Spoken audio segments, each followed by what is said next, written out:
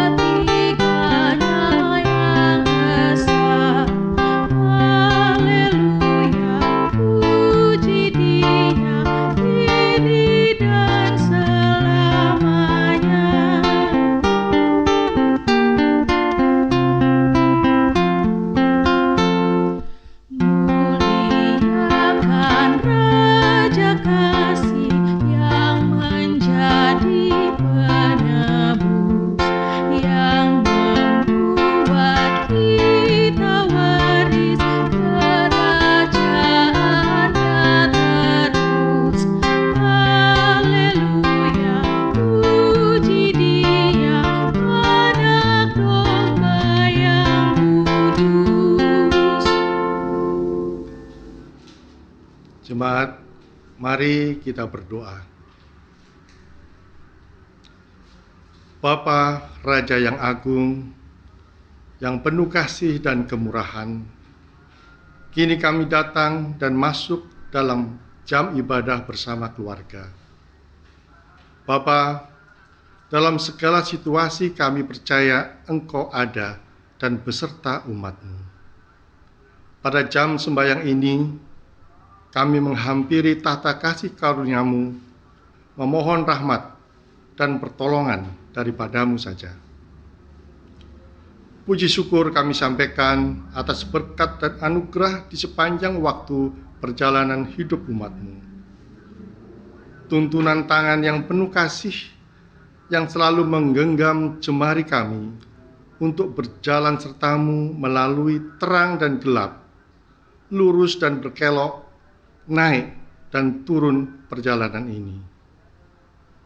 Atas kebaikan-Mu kami mau bersyukur terus dan menyanyikan pujian dan mazmur di mezbah-Mu yang kudus. Kini kami hadir bersama segenap rumpun keluarga untuk beribadah dan memuliakan Engkau. Ampunkan salah dan dosa kami agar layak duduk di hadapan altar-Mu dan mendengarkan firman kebenaran-Mu. Tuntun kami dengan Roh yang kudus dan mampukan untuk melakukan teladan dan kehendak-Mu di dalam kehidupan kami. Di dalam nama Yesus Kristus kami memohon. Amin. Jemaat tetap berdiri. Marilah kita bermazmur dari Mazmur 150 ayat 1 sampai dengan 6. Haleluya. Pujilah Allah dalam tempat kudusnya. Pujilah Dia dalam cakrawalanya yang kuat. Pujilah Dia karena segala keperkasaannya. Pujilah Dia sesuai dengan kebesarannya yang hebat. Pujilah Dia dengan tiupan sangkakala. Pujilah Dia dengan gambus dan kecapi. Pujilah Dia dengan rebana dan tari-tarian. Pujilah Dia dengan permainan kecapi dan seruling. Pujilah Dia dengan ceracap yang berdenting. Pujilah Dia dengan ceracap yang berdentang. Biarlah segala yang bernafas memuji Tuhan. Haleluya. Mari kita memuji Tuhan dari Kidung Jemaat 19 bait 1 dan 5. Tuhanku Yesus.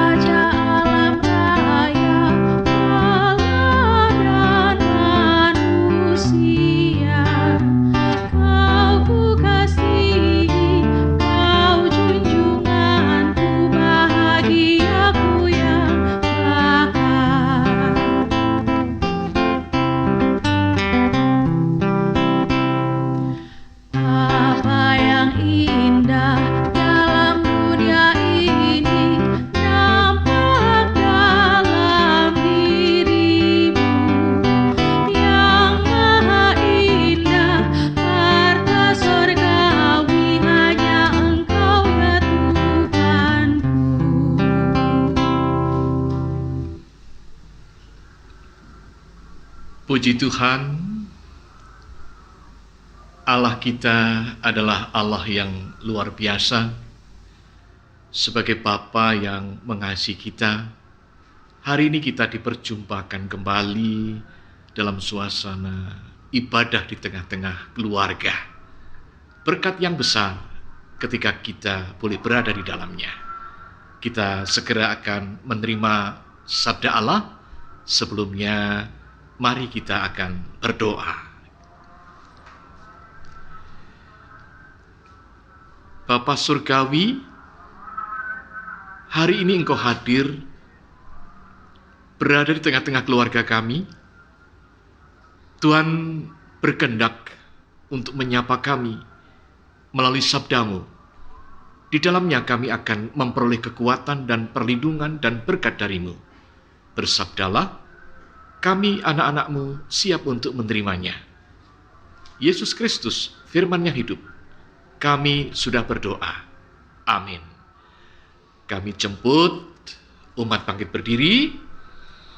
Kita akan membaca sabda Tuhan yang dituliskan di dalam kitab Perjanjian Baru, Ibrani pasal 4. Ibrani pasal 4. Ayatnya yang ke-14 hingga 16. LAI memberikan judul perikop, Yesus sebagai Imam Besar. Demikian bunyinya. Karena kita sekarang mempunyai Imam Besar Agung yang telah melintasi semua langit, yaitu Yesus, Anak Allah, baiklah kita teguh berpegang pada pengakuan iman kita. Sebab imam besar yang kita punya bukanlah imam besar yang tidak dapat turut merasakan kelemahan-kelemahan kita. Sebaliknya sama dengan kita. Ia telah dicobai, hanya tidak berbuat dosa. Sebab itu, marilah kita dengan penuh keberanian menghampiri tata kasih karunia, supaya kita menerima rahmat dan menemukan kasih karunia untuk mendapat pertolongan kita pada waktunya. Berbahagialah semua orang yang mendengar firman Tuhan dan melakukannya. Haleluya. Haleluya, haleluya, haleluya.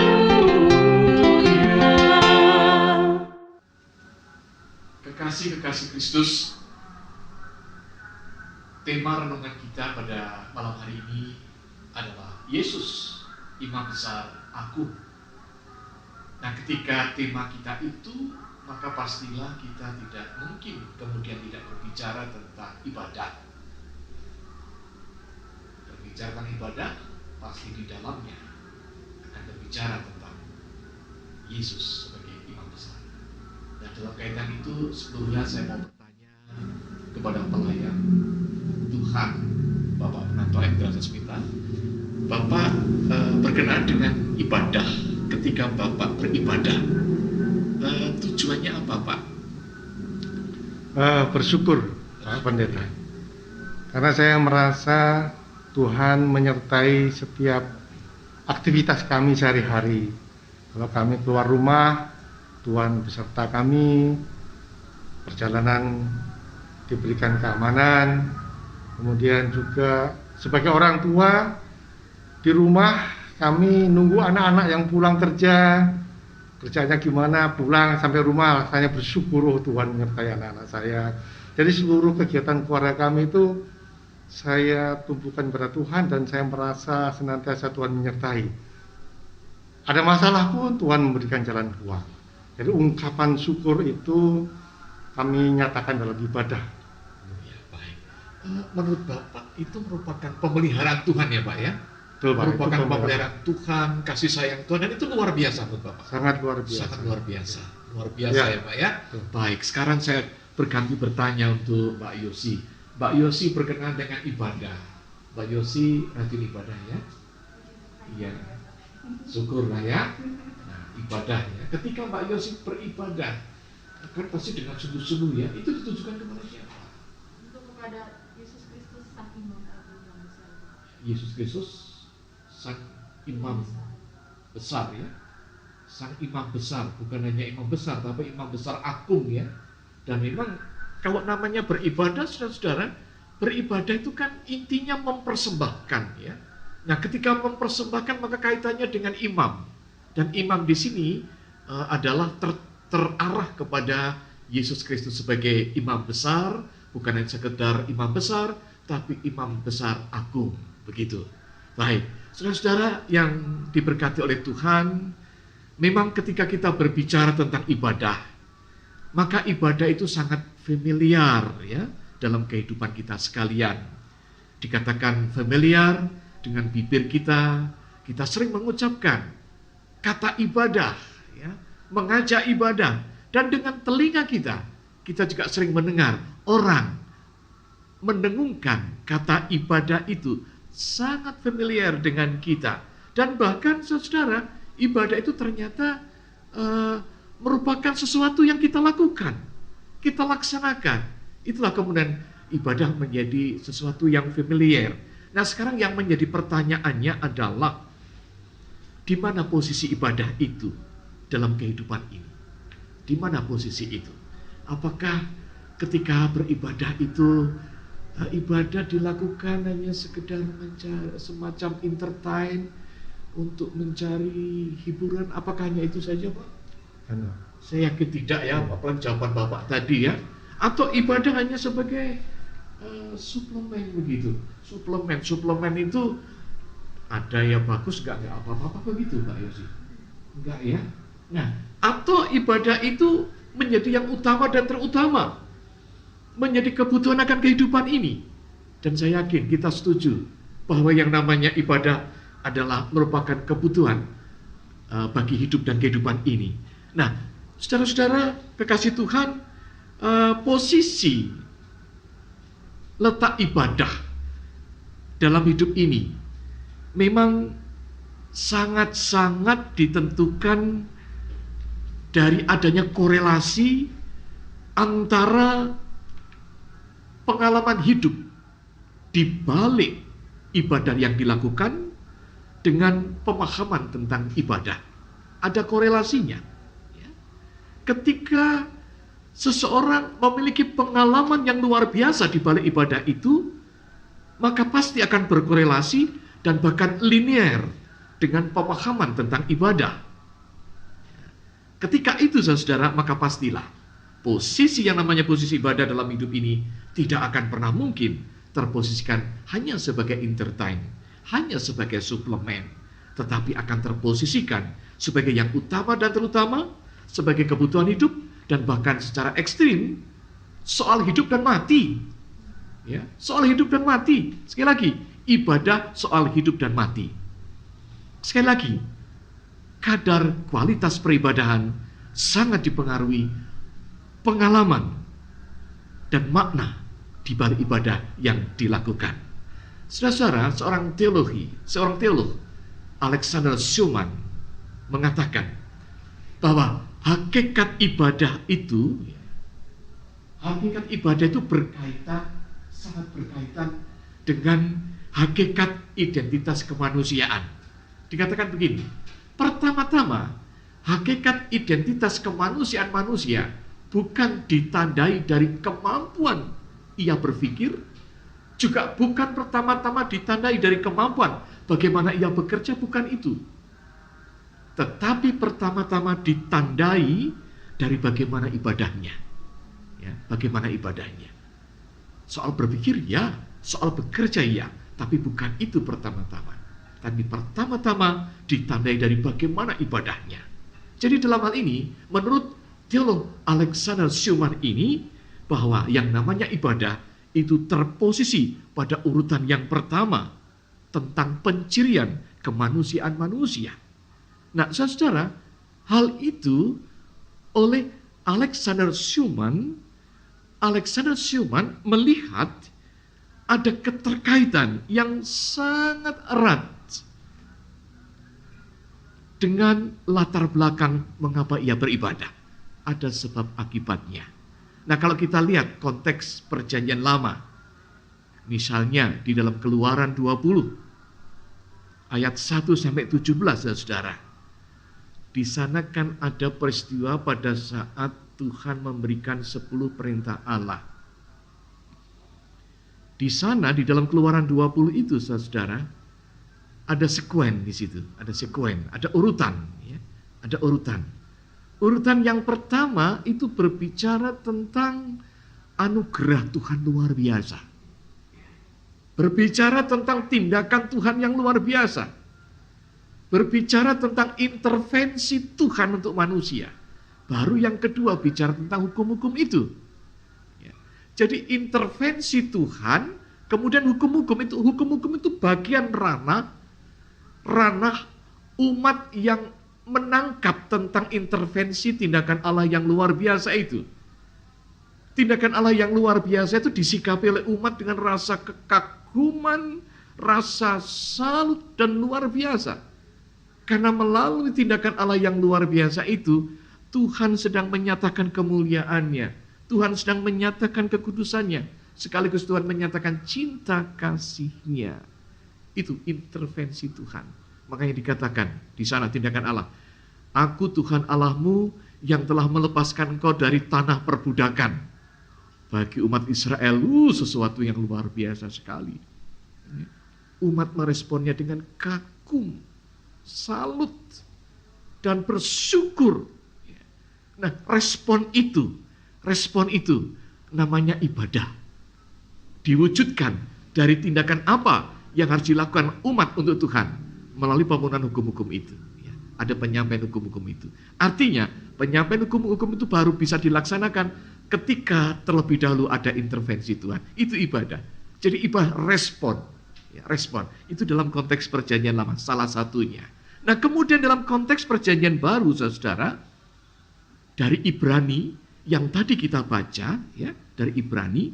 Nah, kalau kita melihat Ibrani, saudara, surat Ibrani ini kan ditujukan kepada kelompok orang Kristen Ibrani, khususnya, yang mengalami penindasan sejak menjadi Kristen. Ya, sejak menjadi Kristen. Nah, kemudian penindasan itu berwujud, mereka itu dipermalukan di muka umum. Kemudian diperlakukan sebagai orang hukuman. Ya. Bukan hanya itu saja, harta benda mereka dirampas. Ya. Harta benda mereka dirampas, saudara-saudara. Ya. Nah, kemudian saudara, segala penindasan itu bisa kemudian membuat munculnya pemurtatan. Dan kelanjutan dari pemurtatan itu adalah bisa kemudian disikapi mereka menjauhkan diri dari peribadahan. Ya. Ibadah kemudian menjadi jauh dari perilaku umat. Nah, ini kan berarti mereka mengalami kondisi yang sangat kritis. Nah, oleh karena itulah, maka kemudian kalau kita perhatikan, ada ajaran-ajaran pokok yang disampaikan oleh Ibrani ini. Paling tidak ada 2 ajaran pokok yang disampaikan. Yang pertama adalah tentang kristologi. Kristologi, saudara. Di dalam kristologi itu yang dipaparkan adalah siapa Kristus, bagaimana Kristus. Kemudian yang dipaparkan juga tentang keutamaan Kristus, superioritas Kristus. Kristus itu siapa, bagaimana Kristus. Siapa Kristus? Siapa Kristus? Kristus di dalam Ibrani garis bawahi. Ya, dia itu lebih tinggi dari siapapun. Kristus itu lebih tinggi dari imam. Bahkan sekaligus imam besar manapun. Kristus itu lebih tinggi dari nabi. Kristus itu lebih tinggi dari malaikat. Siapa Kristus? Kristus itu adalah yang berkuasa di langit dan bumi. Itu tentang siapa? Tentang siapa Kristus.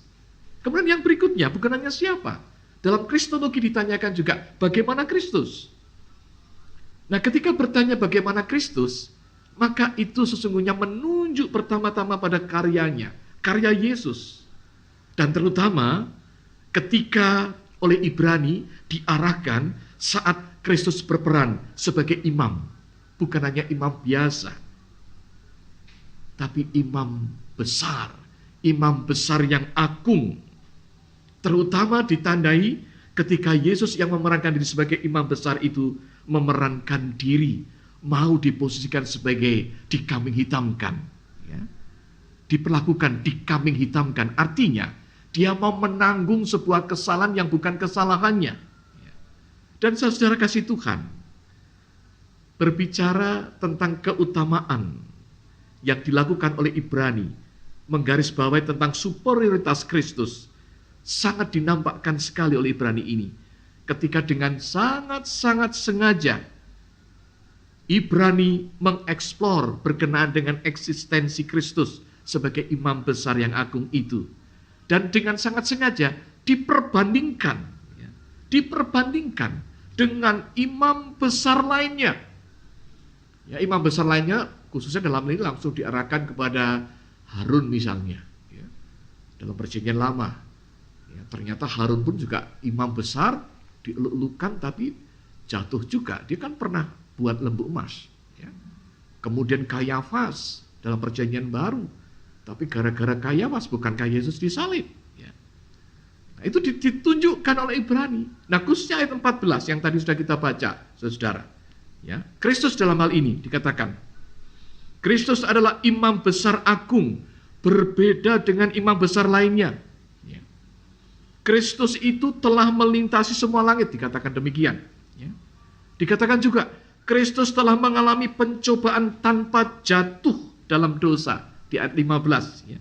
Dikatakan juga, Kristus sebagai imam besar tetap soleh, tanpa salah, tanpa noda. Ya. Dikatakan juga oleh Ibrani itu, imam besar lainnya harus mempersembahkan korban untuk dosanya. Artinya imam itu juga berdosa. Ya. Ya. Setiap hari, demikian bagi umatnya. Tetapi hal itu tidak bagi Kristus. Bagi Kristus, dia telah mempersembahkan dirinya sendiri sebagai korban satu kali untuk selamanya. Itu 1 Ibrani 7 ayat 27. Dan dikatakan juga oleh Ibrani ini, Kristus adalah imam besar yang duduk di sebelah kanan tahta yang maha besar di surga. Itu pasal 8 ayat 1. Nah, sekarang yang menjadi pertanyaannya, saudara, kenapa sih Ibrani ini kok begitu getol sekali? Ya? Begitu getol sekali ya, melakukan satu explore tentang superioritas Yesus. Ya. Persoalannya, saudara, khususnya bagi umat Ibrani, ya, umat Kristen Ibrani, itu umat Kristen Ibrani ternyata sudah mulai terjebak kembali ke dalam alam Yudaisme. Ya, kita ketahui bersama, kalau mereka sudah mulai kembali ke alam Yudaisme, itu artinya ketika mereka bersentuhan dengan Taurat, Taurat itu diperlakukan sedemikian rupa, saudara. Ya. Hidup untuk Taurat. Padahal kita tahu Tuhan itu memberikan Taurat. Taurat itu baik, tapi Taurat itu untuk manusia. Ya. Bukan dibalik. Ya. Kemudian selanjutnya, sikap mereka terhadap nabi, sikap mereka terhadap imam, itu kecenderungan dikultus individukan. Ya. Dikultus individukan, bisa-bisa memang mereka yang disembah. Ya. Dan selanjutnya, yang paling digarisbawahi, mereka kemudian menjadi ragu tentang Kristus. Sekali lagi, mereka menjadi ragu tentang Kristus. Nah, alasan inilah, saudara, yang membuat kemudian mengapa Ibrani sedemikian rupa berkenaan dengan Yesus sebagai imam. Kemudian yang kedua, ajaran kedua, saudara.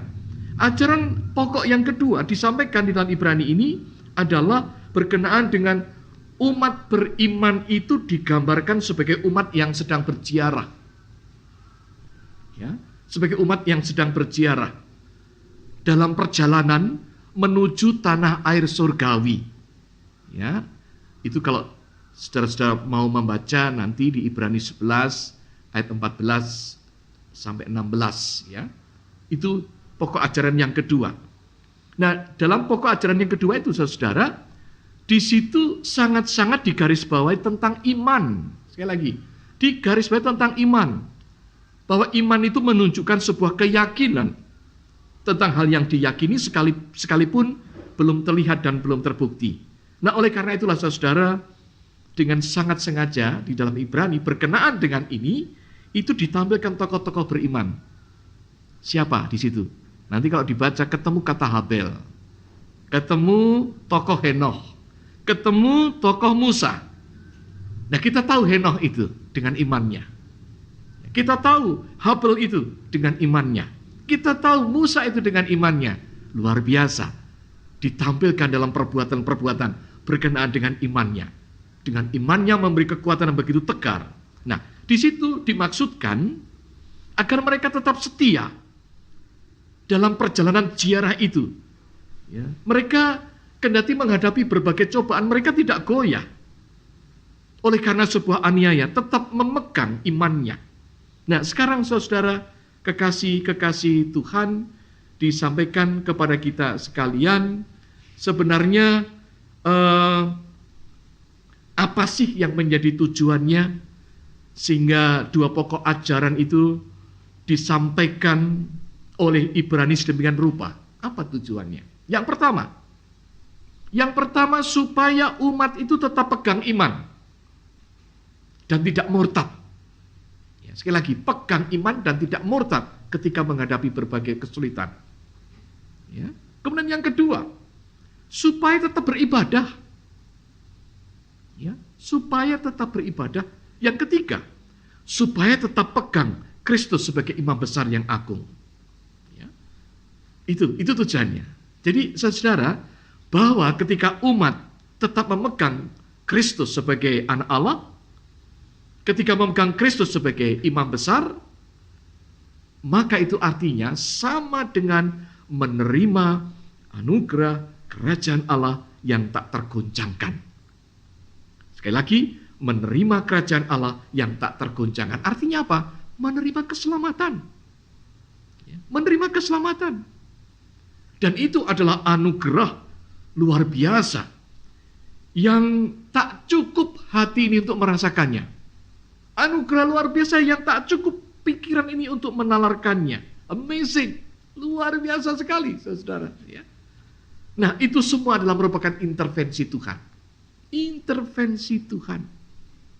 Dan siapapun yang menerimanya, pastilah reaksi yang ditampilkan adalah kagum, hormat, syukur. Nah, respon yang seperti itu adalah ibadah namanya. Di dalamnya ada unsur menyembah Tuhan.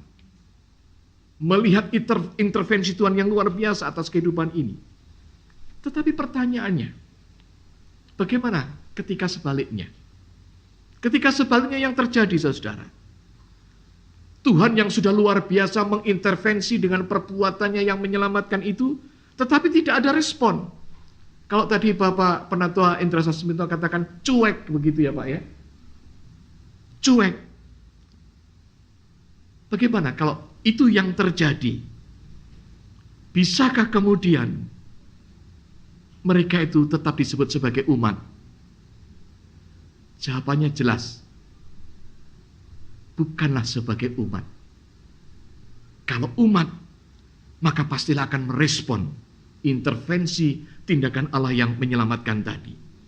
Nah, kalau Ibrani pasal 6, ayat 4-6, orang yang cuek, orang yang tidak merespon tindakan Allah dengan sebuah ibadah, maka dikatakan itu adalah sebuah kemurtatan. Kemurtatan. Dan buah kemurtatan itu adalah akan kehilangan total keselamatan yang berasal dari Allah. Total, saudara. Akan kehilangan keselamatan dari Tuhan.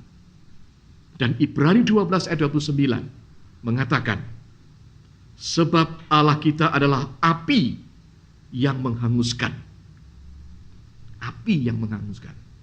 Memang saudara, api itu simbol kehadiran Allah. Ya.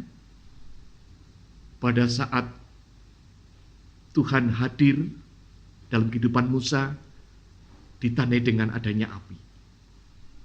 Ketika Israel dituntun Tuhan pada malam hari dengan tugu api. Ya. Dan kemudian dalam perjanjian baru peristiwa Pentakosta,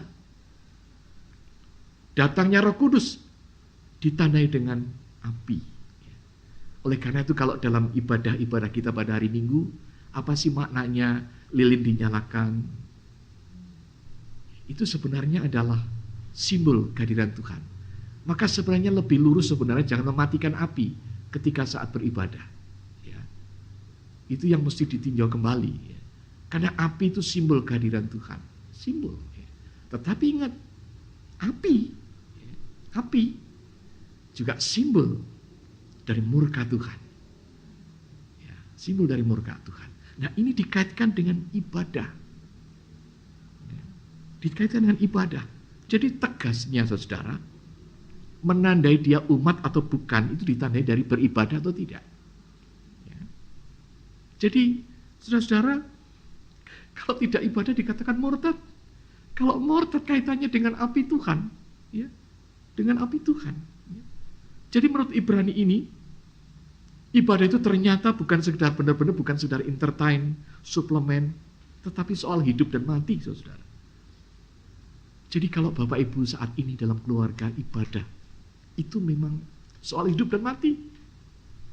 Hari Minggu beribadah soal hidup dan mati. Dan kita tahu dimensi ibadah itu, saudara. Ya.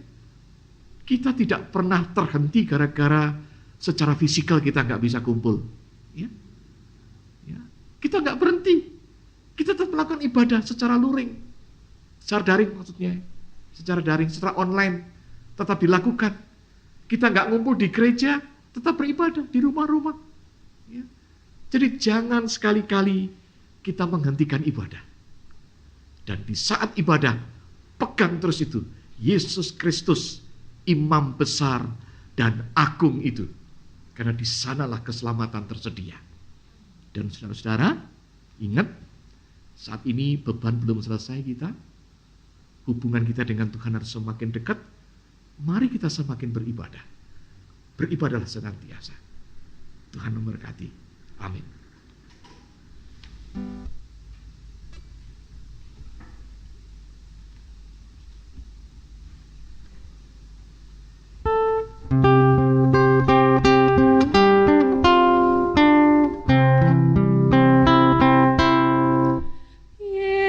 Pelindung bagi diriku.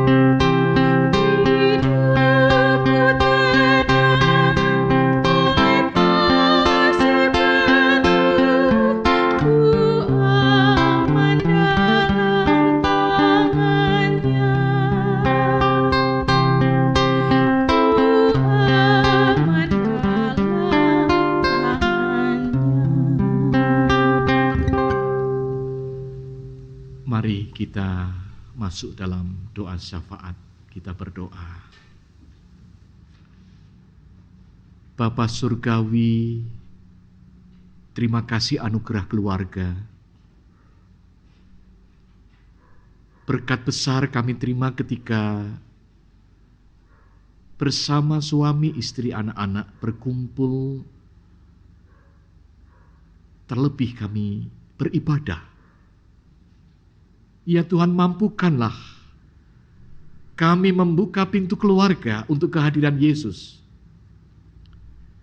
Sebab ketika Yesus hadir dalam keluarga, ya Bapa, maka keluarga kami menjadi keluarga yang tangguh. Keluarga yang disanggupkan melaksanakan fungsi dan tugas. Peran sebagai suami, peran sebagai istri, peran sebagai orang tua kepada anak-anak, peran anak-anak kepada orang tua, dan terutama peran kami sebagai umat Tuhan yang bersyukur menyembah dan beribadah kepadamu. Sebab Tuhan, ketika keluarga kami menjadi keluarga yang diberkati, maka kami bukan hanya menerima berkat Allah saja, tetapi kami akan disanggupkan Tuhan menjadi saluran berkat bagi orang lain.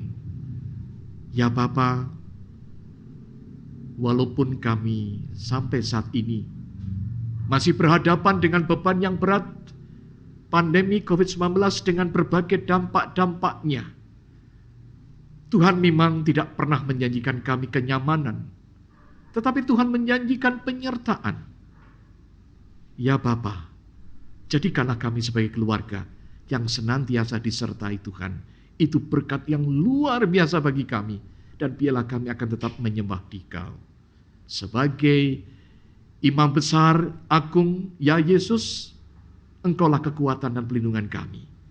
Kami berdoa bagi gereja kami, khususnya GBB Jemaat Pasar Minggu dengan segala keberadaannya. Engkau berkati ya Bapa, program kerja yang sudah sedang dan akan dilaksanakan, Engkau sertai kami. Dan kami juga berdoa bagi anak-anak Tuhan yang ada di dalamnya. Biarlah kami menjadi arak-arakan. Satu dengan yang lain tidak ada yang diam, tapi satu dengan yang lain saling isi dan saling lengkapi. Berada dalam satu komando, Yesus Sang Kepala Gereja. Dan anak-anak Tuhan pada saat ini, para pelayan-Mu, biarlah menjadi pelayan-pelayan yang dilandasi rasa syukur, memuji Tuhan, sehingga apapun yang dilakukan dengan penuh semangat, memiliki energitas luar biasa untuk menyembah Tuhan. Anak-anak Tuhan yang melayani pada hari ini, sebagai liturgos, sebagai pemandu lagu, sebagai pemusik, anak-anak Tuhan yang mempersiapkan untuk berkenaan dengan peribadahan, untuk tim TPG, demikian juga anak Tuhan yang dengan luar biasanya mempersiapkan segala peralatan untuk multimedia ini, PS Media, Inforkom. Kau berkati anak Tuhan ini Bapa. Dan kami juga berdoa sekali lagi untuk seluruh umat Tuhan, berkati ya Bapa. Dan selanjutnya kami berdoa untuk bangsa Indonesia yang kami cintai ini. Engkau berkati Bapak Presiden beserta jajarannya, untuk kepala daerah, dari pusat sampai ke daerah, dan bahkan sampai tingkat RT, RW. Engkau berkati masyarakat Indonesia ini ya Bapak. Dan kami berdoa juga untuk daerah-daerah yang dilanda oleh bencana alam. Engkau berkati, Engkau sertai mereka. Dan situasi Indonesia yang membutuhkan ketenangan, kedamaian, biarlah Engkau berkati juga ya Bapak. Ya Tuhan, dalam pengasihan-Mu kami mohon. Di dalam nama Tuhan Yesus Kristus, yang sudah mengajar kami dalam doa sempurna. Bapa kami yang di surga, dikuduskanlah nama-Mu, datanglah kerajaan-Mu, jadilah kehendak-Mu di bumi seperti surga. Berilah kami pada hari ini makanan kami yang secukupnya, dan ampunilah kami akan kesalahan kami, seperti kami juga mengampuni orang yang bersalah kepada kami. Dan janganlah membawa kami ke dalam pencobaan, tetapi lepaskanlah kami daripada yang jahat.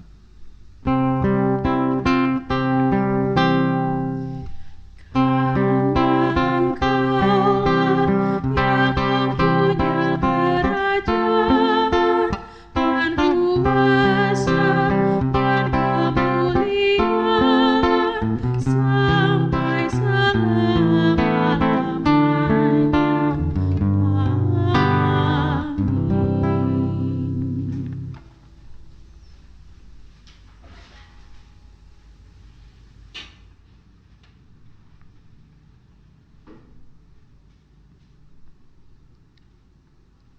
Jemaat, marilah kita memberikan persembahan syukur kepada Tuhan yang sudah terlebih dahulu memberikan hidupnya bagi kita.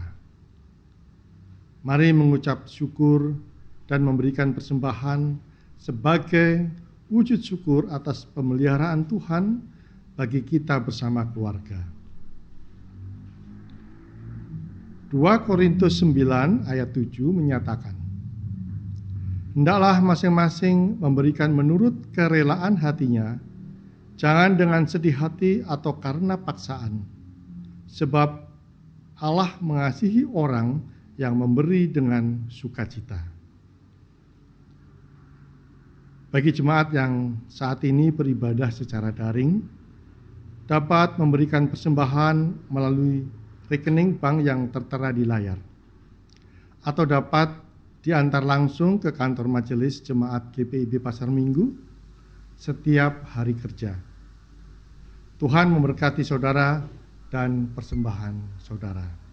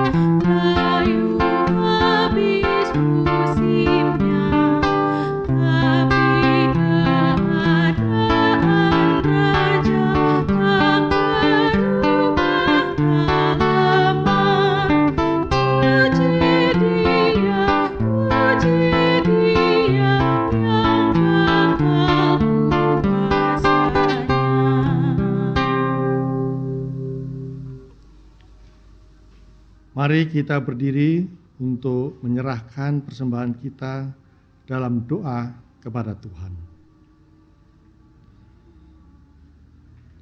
Tuhan Yesus, persembahan yang kami berikan ini adalah ungkapan syukur dari apa yang sudah kami terima dari-Mu dan kami sampaikan dengan rela hati. Terimalah persembahan hati ini agar dapat bermanfaat bagi pekerjaan Tuhan dan demi kemuliaan nama-Mu. Dengan penuh sukacita kami berdoa dan menyerahkan persembahan ini kepadamu. Amin.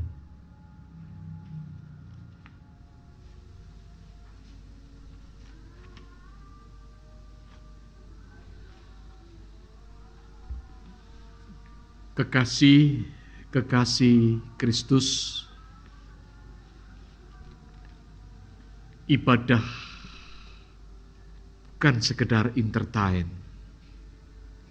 Ibadah soal hidup dan mati. Ibadah nafas.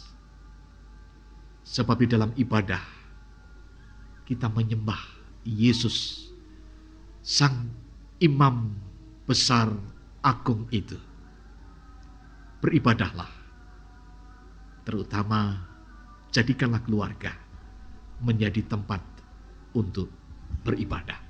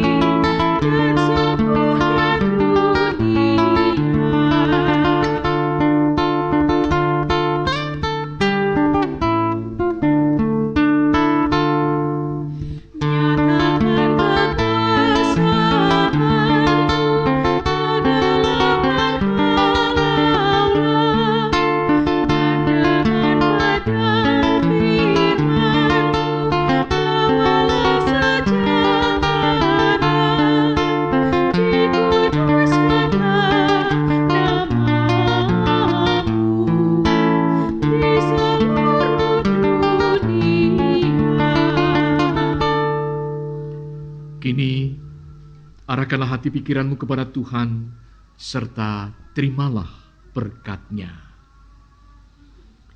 Tuhan memberkati engkau dan melindungi engkau.